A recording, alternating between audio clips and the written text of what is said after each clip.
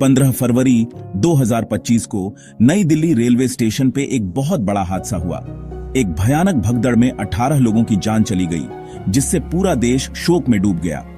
Platform 14 और 15, जो आमतौर पर बहुत बिजी रहते हैं, वहां पर अफरा तफरी मच गई। जो लोग वहां मौजूद थे उन्होंने बताया कि हजारों लोग जान बचाने के लिए भाग रहे थे और बहुत कंफ्यूजन था। फुटओवर ब्रिज एक डेडली बॉटलनेक बन गया। यह ट्रेजेडी दिखाती है कि अच्छी इंफ्रास्ट्रक्चर और क्राउड मैनेजमेंट कितनी जरूरी है। इस ट्रेजेडी की शुरुआत कुछ दिन पहले ही हो गई थी, जब कुंभ मेला के लिए लाखों लोग दिल्ली आए थे। नई दिल्ली रेलवे स्टेशन इतने सारे लोगों के लिए तैयार नहीं था।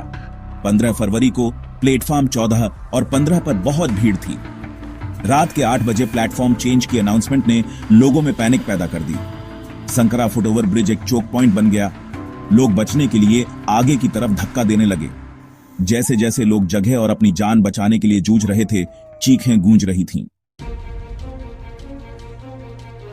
यह स्टैम्पीड एक ऐसा डिजास्टर था जो होना ही था। साफ दिख रहा था कि बड़ी भीड़ के लिए कोई तैयारी नहीं थी। फुटओवर ब्रिज इतने लोगों के लिए बना ही नहीं था।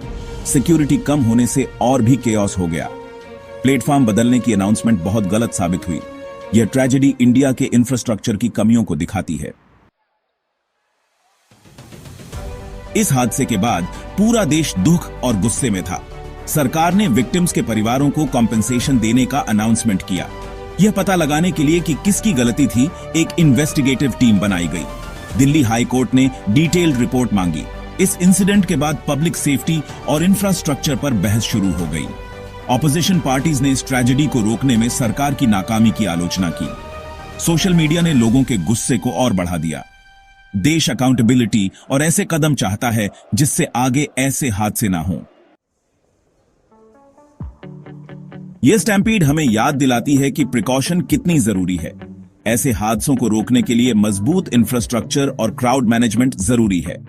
चौड़े फुटओवर ब्रिज और साफ दिखने वाले एग्जिट बहुत जरूरी हैं। काफी सिक्योरिटी पर्सनल और क्यूइंग सिस्टम होना चाहिए। साफ और सही समय पर अनाउंसमेंट से पैनिक को रोका जा सकता है। पब्लिक अवेयरनेस कैंपेन से पैसेंजर्स को सेफ्टी के बारे में बताया जा सकता है। लापरवाही की कीमत बहुत ज्यादा होती है। अब समय आ गया है कि इंडिया अपने सिटीजन्स की सेफ्टी और वेलबीइंग को इंपॉर्टेंस दे।